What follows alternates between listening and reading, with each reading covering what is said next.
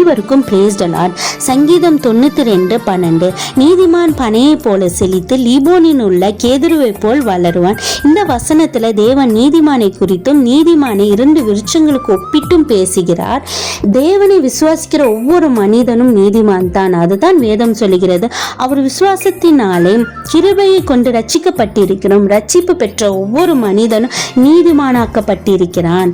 2 விருட்சங்களுக்கு ஒப்பிட்டு தேவன் பேசுகிறார். முதலாவது பனைமரம், மற்றொன்று கேதுரு மரம்.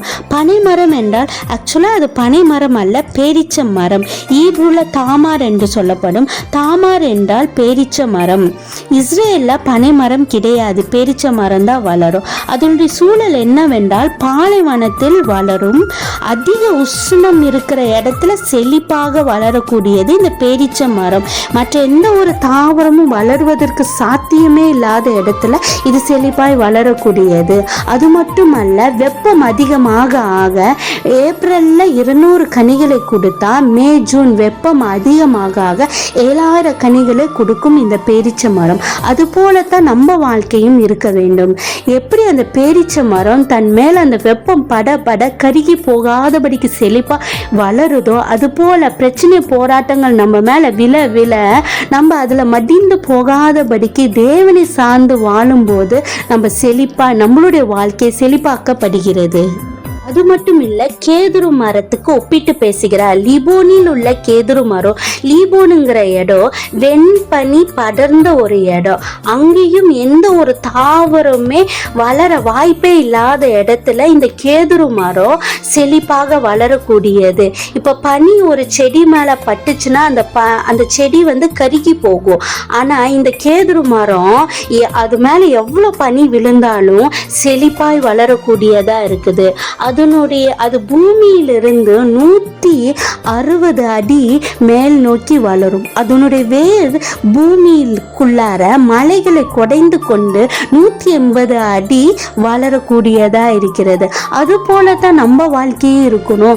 பனி எப்படி அது மேல பட்டு பட பட பட அது கருகி போகாதபடிக்கு செழிப்பாய் வளருதோ, அது போல நம்மளுடைய வாழ்க்கையும் என்ன போராட்டம் நம்ம மேல வீழ்ந்தாலும் கருகி போகாதபடிக்கு அதனுடைய வேர் எப்படி பற்றி வளருதோ, அது போல தேவனை நம்ம வேர் பற்றி சார்ந்து வாழும் பொழுது நம்மளுடைய வாழ்க்கை செழிப்பாகப்படுகிறது.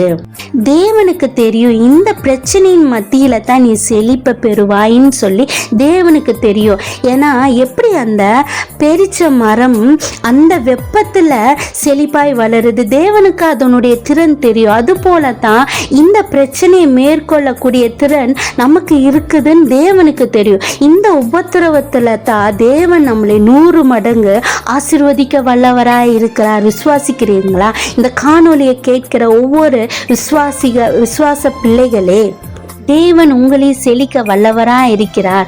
உஷ்ணமாகட்டும் வெயிலாகட்டும் உங்களை சேதப்படுத்தாது என்ற வார்த்தை சொல்லுவதன் மூலம் என்ன பிரச்சனை போராட்டங்கள் நம்ம மேல விழுந்தாலும் அது நம்மை சேதப்படுத்தாது.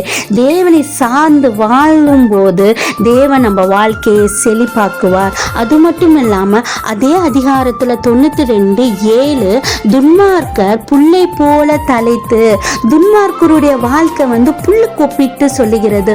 புல்லு மேல வெயில் பட்டா அது கருகி போயிடும். பனி அதிகமா பட்டாலும் அது கருகி போயிடும்.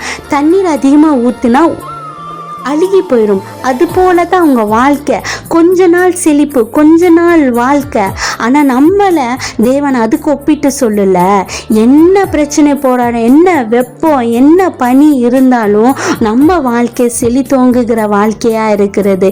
ஏனென்றால் நம் தேவனை சார்ந்து தேவனை வேர்பற்றி இருப்பது நிமித்தம் நம்ம வாழ்க்கை செழித்தோங்கி வாழுகிறோம்.